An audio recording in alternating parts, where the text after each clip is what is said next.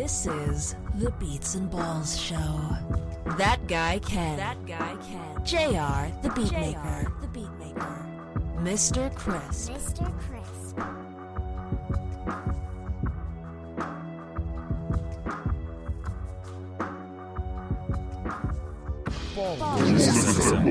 Ladies and gentlemen, welcome back to the Beats and Balls Show, the podcast that keeps you up to date with pop culture and sport. I am JR, the Beatmaker, so called because I provide all the music. Yes, I put the beats into the Beats and Balls Show. So if there's anything that you like the sound of, then you know where to head to. JR makes beats. Message.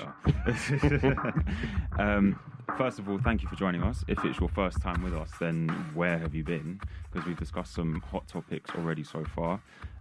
Make sure you go and subscribe to the podcast and go and check out the previous episodes, obviously after this one has finished. So today, as always, I am joined by the King of Hearts himself, that guy Kenn. How's it going, Kenn? Me, I'm good. I'm a little bit under the weather today, but it's not, I say under the weather. It just means I went out for a drink last night. But you know what I mean. Always interesting. It was a party at Sushi Shamba. And yeah, that place was good. Yeah, dark and stormy. I think the guy's name was Marco. Marco, if you remember me or if you listen to this, yeah, those drinks were fantastic. But hey, you know what? Yeah, let's carry on with the show. I think Marco owes you some free drinks. Marco's my guy. So we do things a little bit differently on this podcast. But Kenn, do you want to elaborate on what I might mean by that? Yeah, but look, so what we do with regards to the shows, we don't talk about football, we don't talk about statistics, we don't talk about, youth teams, we don't talk about the Israeli Football League or the Russian Football League. We talk about things that we know, things that excite people. So, but we talk about football in a good sense, in a general sense, what gets people excited, but then we talk about everything else. So we're a little bit of a social kind of party mix, pick and mix. What is it? It's not minstrels. What's the chop? Revels. Yeah, we're a little bit of a revels. That's what we are here. Got a little bit for everyone. We're a little bit of everything for everyone. So yeah, that's what Beats and Balls is all about. Nice, man. Nice. So despite that, we do have our regular structure to the show. So we usually kick off with the socials, where we just discuss one or two things for a few minutes that we might have seen that's caught our eye on Twitter, Instagram, whatever it might be. Mm-hmm. My segment Rated will be back later on in the show, where I will be discussing this week Chance the Rapper's new album, The Big Day, and the reception that's got. If you haven't listened before, I just share and critique anything that I'm listening to. It can be a new release, it doesn't have to be. And as always, we'll be closing out the show with Baller of the Week. Now, I've got word that Kenn is quite confident this week. So, and I'm ready. I'll be honest, I'm not so confident even before I receive that news. So we'll see how it goes. But for the time being, at least, I am 2-0 up. So I can hold my glory for at least another 40 odd minutes. All right. And as usual, the judge, the person who decides the winner of Baller of the Week, is Mr. Crisp, and here he is now. How are you doing? I'm good. All ready? All ready for the new season. The new season, yeah. Upon us. That's it. So I am.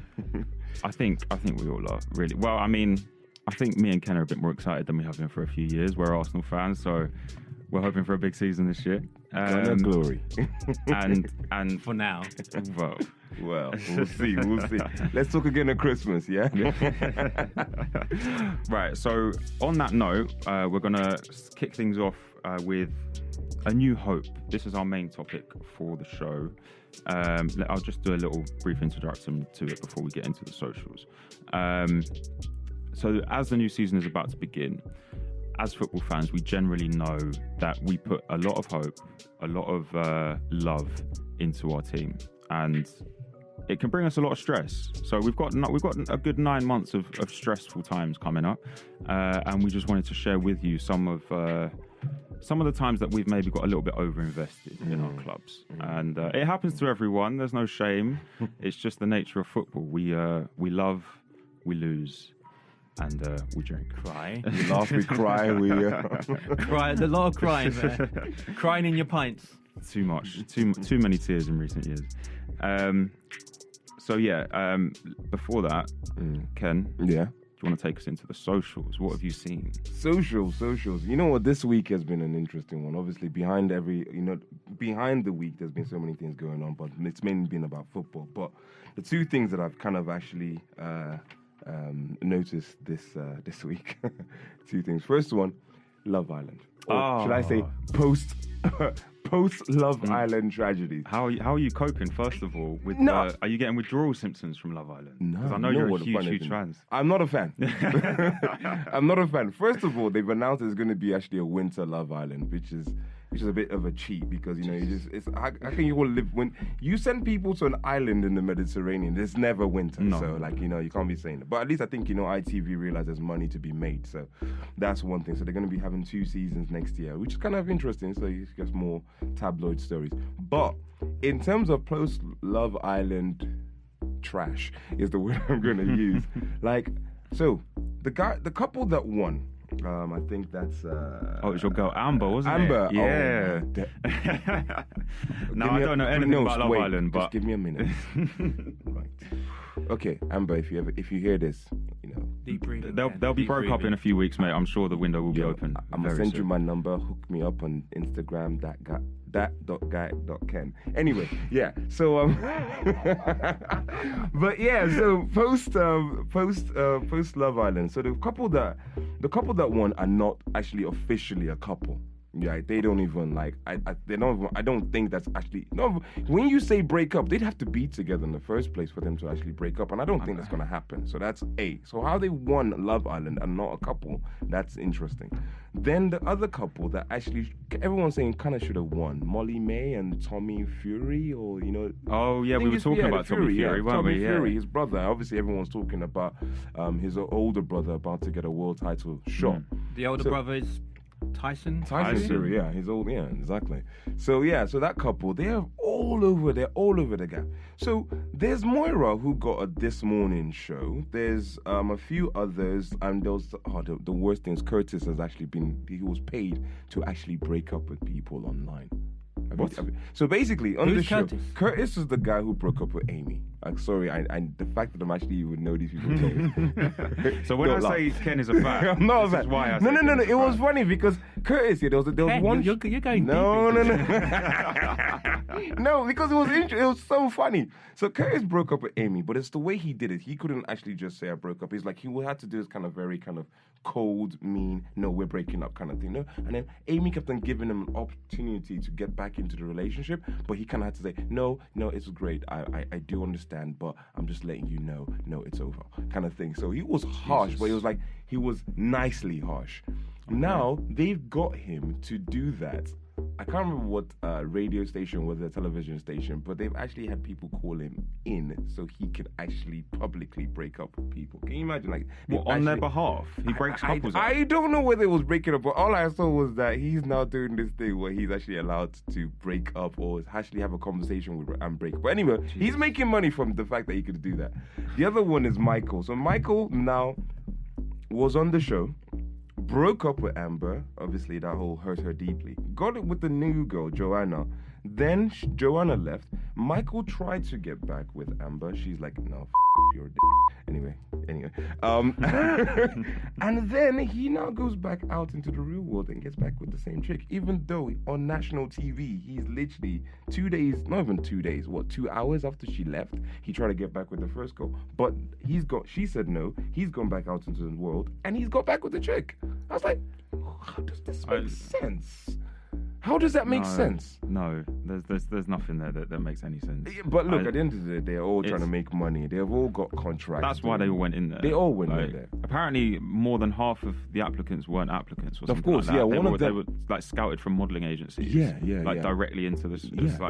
One of them, one of the people on the show was, is it Tamar Hussein? The actor. Yeah. Was he actually in the show? No. His daughter. Oh, okay. But he plugged her in. He plugged her in so she'd get an entire celebrity kind of status and contract and all them things. But yeah, that's one of the things I saw in socials. Anybody wanna hit me up? There's more than enough conversation around Love Island that I can have with you. So we could always do that. Make sure you hit Kenn up for Love Island conversation. All right. Exactly. But then the other thing that's been quite big this week as well. Yeah, festivals have gone up. And you know what? Yeah, shout out to my guy. I'm gonna say this. Shout out to my guy, Smade. You did it. Smade did it. I don't know if you guys have heard of Afro Nation. Mm-hmm. Afro Nation, yeah. So I'm friends, associates, with Smade, and we launched an event earlier this year in March called Truth at the Skybar. So you know me, I'm always doing something. So guys, first Sunday of every month, Truth. Can you handle the truth? Yeah, so so we launched that with Smade back in March, and when we were talking about doing the event, I remember we had loads of conversations about Afro Nation, and he was already telling me that he's going to do this, he's going to do that, he's going to do this, he's got companies, he's got partnerships and so forth. So I was like, all right, cool, what are you doing? And then he told me about Afro Nation. I was like, you're going to do a festival in Portugal for Afro-Caribbean community. He's like, yeah. I was like, how many people do you think you're going to get there? He goes, probably we're looking at somewhere between 10 and 15,000. And I was like, wow. First time. He's like, yeah. Smade, round of applause. He got 20,000 Brits to fly out to Portugal for 4 days. There wasn't a single incident. Yeah. There was no problems. That's been highly Every artist turned up. Every artist was on time. Everyone had fun. Every after party was banging. The only reason I missed is because I'm doing a couple of other things here in London. But boy, man, I've saw the pictures. I have friends that send me videos. Your boy should send his details to Jarun and not. You know what? That's the thing. No, you have to understand. That's the thing. Everyone thought that Afro Nation was going to end up being another Fire Festival. That was the hype. But Smade said, you know what? Yeah, I'm going to fast. I'm going to pray. He went on he fasted for 4 months. He was like, I got everything sorted out. Like, God just helped him. Yeah, put it together. And I'm telling you, those 4 days, from what I've seen, amazing. Yes, obviously people are going to have different Snapchats of whatever they happened and whatever they did. It's a festival in another country. You give people alcohol for 4 days in the heat, they're going to get up to some ratchet business. Yeah, but hey, don't mess with the brand. But look, I'm telling you now, Afro Nation was off the hook. I have friends that were there. I have so many people that sent me videos. I have so many people that would send me backstage, footage of the artists on stage, photographers that were there, people that stayed in villas, people that had VIP passes.